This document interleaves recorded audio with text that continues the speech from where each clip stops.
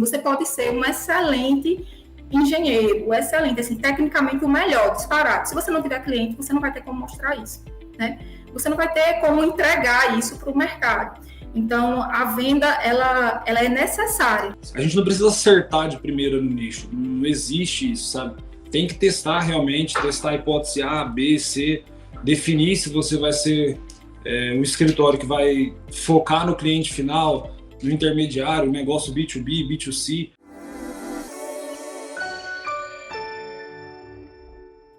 Sejam todos muito bem-vindos, muito bem-vindas. Meu nome é Adriano Macedo, pessoal, sou coordenador de soluções aqui na AutoQI. Hoje eu vou intermediar um pouquinho do papo a respeito, né, deste tema maravilhoso, né, que é como criar um diferencial e aumentar as suas vendas de projetos, né? Conto com alguns colegas e alguns convidados aqui mais do que especiais, e hoje a gente vai estar aqui também com a minha colega, né, minha colega de equipe, a engenheira civil Lara Milena, arquiteta de soluções aqui da AutoQI. Então, Lara, sem muito mais delongas, né, já vamos para as primeiras perguntas, que eu acho que é o que todo mundo está ansioso aqui para ouvir dos nossos convidados, né? Nossa primeira curiosidade, tanto para a Keliane quanto para o Eric, quais métodos e ferramentas foram decisivos na virada de chave para a captação dos projetos e clientes, né, e por quê? Sempre gosto de falar o seguinte, existem várias verdades, né, e até que cada um tem a sua. Então eu vou falar um pouquinho dentro da nossa visão o que deu certo pra gente, tá? Primeiro, definir um nicho propriamente dito. No começo isso foi uma questão que a gente, como eu disse, né, fizemos de tudo, desde casinha, comercial, penitenciário, uma série de coisas, e aí a gente escolheu um nicho e focou nesse nicho. Eu acho bacana falar isso também, que a gente não precisa acertar de primeira no nicho, não existe isso, sabe? Tem que testar realmente, testar a hipótese A, B, C, definir se você vai ser um escritório que vai focar no cliente final, no intermediário, negócio B2B, B2C. Outra coisa bacana, definição do produto também. Então a gente tem que ter isso muito claro, ainda mais quando a gente fala de engenharia civil da área de projetos especificamente. A gente pode ter um produto que atenda o cliente menos exigente, o cliente que não tem domínio, mas é exigente, e o cliente que é exigente e também tem um domínio sobre a parte técnica. Então isso é a questão de definição de produto, para a gente foi imprescindível. Com essa captação de projetos maior, aumenta-se o volume, né? E aí a gente falando um pouco da parte de gestão, tem a questão de definição de processos, que para a gente, sim, pelo menos no meu ponto de vista, os processos são algo que a gente vai cuidar a primeira vez e daí em diante nunca mais a gente vai deixar de cuidar. Falando também da parte de investimento em tecnologia de forma geral, né? Não só software, equipamento, mas treinamento para dentro, para a equipe que a gente criou, treinamento para a gente também. A parte de investir em pessoas, assim, eu vejo que é imprescindível. A gente demorou para poder pegar esse estalo, essa sacada, e foi algo que quando a gente pegou e falou, pô, peraí, a gente fala tanto de BIM, né? Processos, pessoas, então cadê a parte das pessoas? A gente já tinha uma equipe legal, mas aí a gente falou, não, peraí, a gente tem que alocar pessoas certas, com conhecimento técnico que a gente se cobra, nos lugares certos. E isso também foi assim uma sacada imprescindível. E por fim, aí falando dessa parte de captação de cliente, né, propriamente dito, eu acho que o uso de uma ferramenta de gestão, novamente voltando a falar em investimento em tecnologia, software, de um CRM, porque aí a gente começou a realmente prospectar de maneira profissional, sabe? Não aquela prospecção que fatalmente a galera conhece os engenheiros aí por o cara não ser o cara comercial, não ser o cara de vendas, né? Então, quando a gente teve essa sacada, a gente falou, peraí, dá para poder mudar muito a nossa realidade aqui. E foi o que a gente começou a fazer aos pouquinhos e deu certo. No meio desse caminho, obviamente, tiveram falhas, a gente testa uma coisa, não dá certo, testa outra, não dá certo. O pessoal acha que existe uma história, uma receitinha de bolo de sucesso muito simples. O Eric bem ponderou, né? É uma história que teve erros, teve acertos, teve testes, né, Eric? Eu acho que isso é muito importante. Ter feito ali vários testes e tentado e buscado soluções. Então, realmente, eu acho que essas dicas são de ouro, né? Eu gostaria de inicialmente, tá, Keliane, conduzir aí contigo, para falar um pouquinho mais a respeito do pilar tecnológico, tá? Então, entender quais ferramentas vocês adotaram, né? Não só as ferramentas de engenharia, né? Mas no caso ali, por exemplo, o Eric mencionou CRM, ferramentas de gestão, né? Então, a gente sabe que não é só a ferramenta de projeto, existe todo um contexto de ferramentas e questões tecnológicas para conseguir criar esses diferenciais e aumentar as vendas, tá? Então, Kiliane, você consegue citar para a gente um pouquinho de quais foram essas adoções de tecnologias que ajudaram vocês aí dentro desse processo? Para a gente aqui, com a equipe, além da questão dos softwares, né, como o Eric bem colocou também, não é só a ferramenta, você tem que ter pessoas, você tem que ter processos. A gente tem a ferramenta de padronização de processos. Novamente, falar de processo porque não tem para onde correr, né? A ferramenta de padronização de processos que, uma vez feita, tem que estar sempre voltando, corrigindo, verificando, pontuando tudo certinho. A gente tem ferramentas utilizadas no dia a dia mesmo do processo para que a gente tenha padronização também, como, por exemplo, checklist de projetos, que é algo que eu vejo que vocês pontuam bastante também, né, na AutoQI. Não dá para trabalhar com projetos sem trabalhar com checklists, você tem que estar tudo muito bem alinhado. Além disso, a gente busca, falando de ferramenta de projeto mesmo, a gente busca ferramentas com as quais a gente consiga fazer essa parte da compatibilização, estando já tudo em conjunto, que conversem melhor, digamos assim, que é o caso da ferramenta que a gente utiliza aqui, né, na AutoQI. A gente consegue fazer essa padronização essa compatibilização de forma mais assertiva e de forma mais simples, porque para quem tem escritório, complicar demais os processos é um atraso, digamos assim, de gestão, né? A gente precisa gerir tempo, e para gerir tempo de uma maneira assertiva, a gente precisa ter ferramentas que nos auxiliem de forma a ganhar tempo, né? Não adianta, eu costumo dizer aqui no escritório para o pessoal que projeto bom é um projeto simples, no sentido não de simplório, mas simples de entender, né? Que a pessoa consiga resolver o que tem que ser resolvido na obra, que não leve dor de cabeça para ela, que a gente sane as dores. Quem tem que se preocupar, quem tem que ter dor de cabeça com o projeto, realmente são os profissionais, né? E não quem vai receber lá na obra para executar, que seja fácil que a gente consiga levar essa visão também da execução, os pontos que são, que podem trazer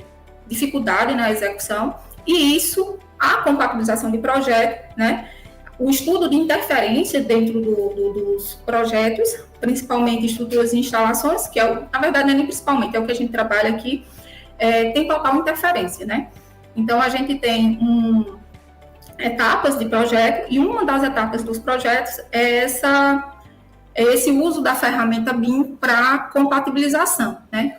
Para auxiliar quem está em obra, auxiliar a gente a entregar um processo mais enxuto, um processo mais simples, e não levar dor de cabeça para quem vai resolver esses projetos, executar esses projetos. Maravilha, acho que a Kiliane colocou muito bem a questão da comunicação assertiva, né? O bom projeto, ele tem que transmitir uma boa comunicação lá na ponta, né?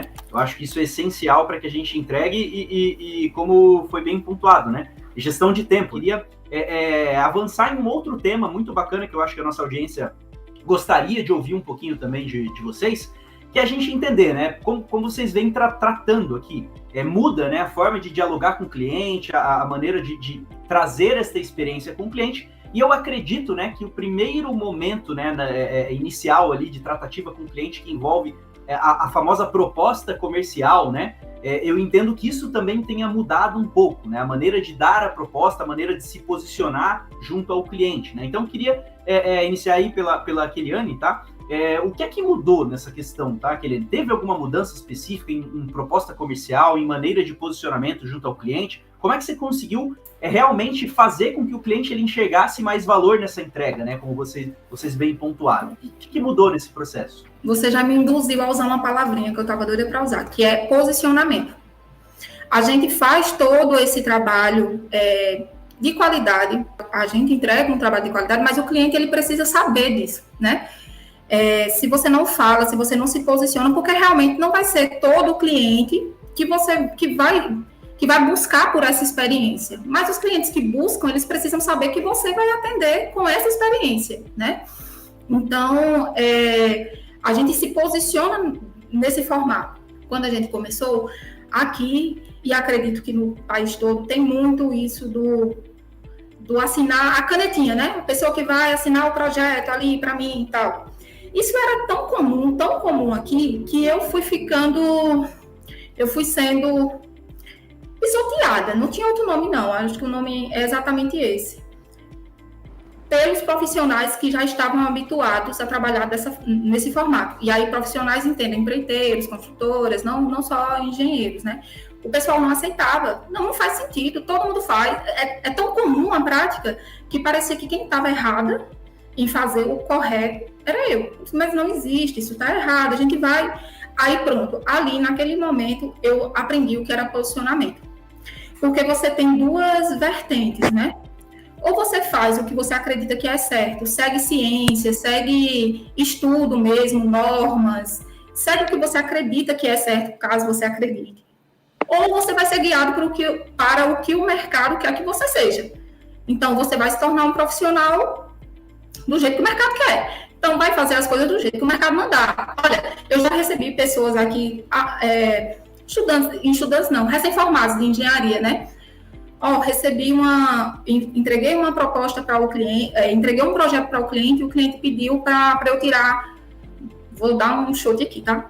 Pediu para eu tirar 10 pilares e eu não estou sabendo o que eu faço. É tipo isso, o mercado condiciona o que ele quer. Olha, aqui eu quero que você tire isso, aqui eu quero que você considere a resistência do concreto desse jeito, aqui eu quero que você tire esse aço. Então, esse posicionamento lá atrás foi importante para que o nosso crescimento fosse coeso, né? Seguisse o ritmo dele, o ritmo que ele conseguiu seguir, mas que a gente conseguiu imprimir, que foi um ritmo bom, né? Mas coeso. Maravilha, querido. Acho que eu sempre costumo comentar que é aquele exercício permanente de educar o mercado, né? Muitas vezes a gente precisa educar o mercado, educar o cliente também nesse sentido, né? E aí queria ouvir um pouquinho do Eric, né? Se o Eric tem algumas experiências nesse sentido, né? O que é que mudou nessa proposta, a maneira de posicionamento, assim como a Keliane ponderou. Eric, por favor. Bom, a questão do posicionamento é imprescindível. Eu acho que isso, o posicionamento da empresa em si, vem muito, tem a ver com o que é o dia a dia da empresa, né? Mas a gente tem também a questão do posicionamento quando a gente fala de branding, né? Então, recentemente a gente também passou por uma consultoria em branding aqui. Foi um investimento considerável a ser feito, mas é como se fosse uma terapia, sabe? Reuniões, acho que a gente fez reuniões semanais aí, e o pessoal ia ouvindo a gente, ia fazendo documento ali, até que chegou no dia de apresentar, e aí a hora que você apresenta, você fala, putz, isso aqui realmente sou eu. Agora vamos ajustar a nossa comunicação para poder a gente se comunicar do jeito que a gente trabalha. Então, se posicionar é extremamente importante, inclusive para que a gente entenda, nem todo cliente é para ser atendido pela gente. Porque se todo cliente for nosso, todo cliente for para ser atendido, todo cliente se encaixar dentro do nosso modo de trabalho, significa que a gente está trabalhando de várias formas. E aí é aquele gráfico, aquele desenho, aliás, do essencialismo, né? Um pontinho sendo puxado por vários vetores com várias direções opostas, não vai se mover, e se mover é pouca coisa. Agora, um único vetor numa única direção pode ter até um módulo de força menor, mas vai ter um deslocamento maior. E por fim, o que eu vejo, assim, do que eu já estudei da nossa região, pelo menos falando, tá? É a questão da capacidade técnica nas soluções que a gente apresenta. Isso é um diferencial muito grande, porque o mercado de projetos, a gente costuma falar o seguinte, o software ele aceita qualquer coisa. Então, o que você colocar lá, o software vai aceitar e ele vai te dar um resultado. Agora, esse resultado está certo? Esse resultado é o melhor possível? Então, quem vai ditar isso, quem vai conduzir isso é o projetista por trás. Então, como a gente tem uma facilidade, né, em os profissionais se lançarem como projetistas, a gente tem também uma lacuna muito grande para poder se diferenciar, que é a questão da qualidade técnica mesmo do que está entregando. Não só entregar o projeto que dá para entender na obra, o que é bonitinho de ver, mas o projeto que realmente tem solução. Maravilha, pessoal. A gente vê aí falas muito ricas no sentido de comunicação, de posicionamento, né? Acho que isso é muito importante. Vamos avançando, né, no nosso próximo tema. Lara, por gentileza, pode conduzir. Ao longo do tempo, né? Quais foram os meios mais efetivos da captação ativa de clientes para vocês? Foi realmente o boca a boca ali, as redes sociais? Quais redes sociais, se vocês quiserem citar também, tem sido mais ativo? Onde é que está chegando mais cliente ali para vocês? Trazendo por esse âmbito da captação ativa e passiva também de clientes. Bom, primeiro respondendo a questão de o que é mais efetivo para a gente, tá? Como a Keliane falou, existe uma linha do tempo, né? Então, assim como ela, antigamente a gente era fazer só a questão da captação passiva, então as indicações, por mais que a gente negligencie, a gente aqui não, mas eu vejo muito cliente negligenciar isso, sabe? Indicação, mas indicação não é venda. Não, tudo é venda. Indicação é venda. E o que é indicação? Indicação é eu receber esse cara, atender esse cara muito bem, de forma que ele vai virar um propagador da minha marca. Então, principalmente a gente que é engenheiro, acaba não tratando o escritório, seja de projeto, seja de execução, seja de fiscalização, orçamentação, enfim, qual seja o tipo de serviço prestado. Mas a gente acaba negligenciando em tratar os nossos negócios como marcas. Se a gente pegar grandes marcas aí, né, o pessoal realmente cria toda uma comunidade em volta disso para que isso seja propagado de fato. Então, eu quero atender de tal modo onde os meus clientes vão sair daqui sendo divulgadores da minha marca também. Então, indicação a gente não pode negligenciar e é o que sustentou a gente por muito, muito tempo. Depois de um tempo aí, entra a parte da captação ativa, né? Que isso também é o que traz cliente. Não adianta só a gente preparar a casa e ficar esperando o cliente passar na porta. A gente tem que ir lá buscar, bater na porta desse cara e falar, tô aqui, tem esse serviço para oferecer, faz sentido em você. A respeito do que funciona mais, tá? Rede social, com certeza, e principalmente hoje em dia, e acho que sempre isso vai ser um meio de prospectar, falando, né, de agora para frente. Parceria comercial, isso, é muito bom. Pelo menos a gente, junto com a indicação ali no começo, teve muito lado a lado. A gente sempre teve parceiros comerciais mesmo. Parceiros que fossem de outras áreas e parceiros que fossem da nossa área. Então, antigamente acontecia muito de a gente ligar para um cara, tô com um projeto aqui, não tô tendo demanda, não vou dar conta de atender, vamos pegar junto? E aí, é a moeda de troca, né?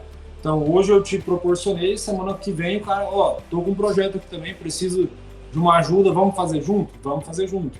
Muito boas suas colocações, Eric. E agora vamos ouvir um pouquinho, né, do que a Keliane traz ali. Então, o Eric pontuou bem sobre a questão do vender, que parece ser feio, né? Porque, isso é coisa de marqueteiro. Teve um livro que eu li lá no iniciozinho, do Enio Padilha. É um livro já tem bastante tempo aí no mercado. E ele fala dessa transição, ele falava bem dessa transição da engenharia, né? Que antigamente os engenheiros eram muito escassos. Então, por ser escasso, assim como advogados, médicos, eles não tinham essa formação para vender, não era necessário, né? Eu tenho um engenheiro para cada cidade, então vai ter sempre mercado, digamos assim, vai ter sempre cliente. E aí, planta-se na cabeça que se o engenheiro é bom, ele não precisa fazer nada relacionado à venda, a venda vem até ele, né? Eu sou bom, eu não vou vender, é feio vender, o marketing é feio fazer marketing. E esse livro do Enio foi o primeiro divisor de águas, assim, para esse meu entendimento. Engenharia é um produto, você prestando serviço ao produto, é um produto ou serviço a ser vendido. Seu produto pode ser muito bom mesmo. Você pode ser um excelente engenheiro, excelente, assim, tecnicamente o melhor, disparado. Se você não tiver cliente, você não vai ter como mostrar isso, né? Você não vai ter como entregar isso para o mercado. Então, a venda, ela é necessária, não só para escritórios, mesmo que você atue de forma autônoma, é necessário que você aprenda minimamente sobre o processo de vendas, como o Eric falou, realmente são processos.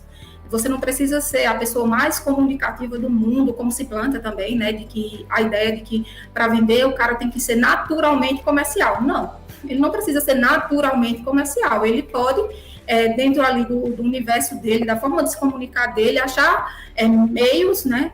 De se comunicar de uma forma precisa com o cliente e fazer a venda, né? O que o Eric citou de funil é uma ferramenta, né? Uma ferramenta que a gente consegue direcionar ali o funil, como o próprio nome diz, você tem uma quantidade maior de pessoas aqui em cima que você vai direcionando até o fechamento da venda. É uma ferramenta que você, quando for aprimorando o seu passo a passo aí relacionado a vendas, você vai acabar aprendendo, né? Então, assim, para trabalhar respondendo de forma genérica, primeiramente, a gente precisa, os engenheiros precisam de desmistificar essa questão da venda, do marketing, que é feio fazer marketing, que é feio fazer venda.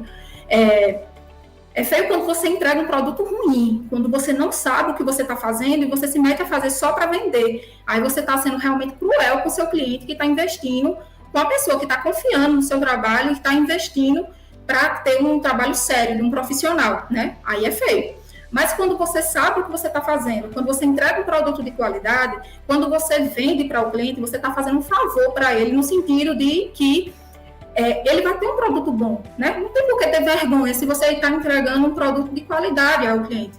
Eu costumo dizer aqui nas minhas reuniões com o pessoal do comercial que a gente precisa achar o cliente e mostrar para ele o quanto que ele pode ganhar com a gente. Então, se o produto que você está entregando envolve conhecimento, porque a gente estuda muito, até estuda todo dia, né? A gente estuda sempre. Se você está fazendo a parte do comercial da empresa, você está estudando para melhorar. Se você está na técnica, ali nos projetos em si, está estudando para melhorar, está melhorando o processo, está melhorando a entrega técnica, está melhorando pós-venda. Vender é um grande prêmio para o cliente, né? Que ele ache essa sua empresa e que ele faça esse serviço com você, porque você vai estar entregando algo de valor. A gente tem esse paradigma, às vezes, nesse tabu de que engenheiro não vende, né? E muito pelo contrário, a gente está sempre vendendo alguma coisa o tempo inteiro. E eu já tive um gestor que ele falou um negócio bem legal, acho que para estimular os colegas engenheiros ao processo de venda, né? O Eric bem falou aí do funil de vendas, do processo de vendas, e a gente brinca que venda é uma ciência exata também, né? Então, para os colegas engenheiros aí que gostam dessa questão de ser mais exatos, né? Saibam que venda é uma ciência exata também e ela precisa estar presente aí dentro do nosso contexto. E a gente se vê na próxima. Muitíssimo obrigado, pessoal. Até outra ocasião. Valeu, tchau, tchau. Tchau, tchau.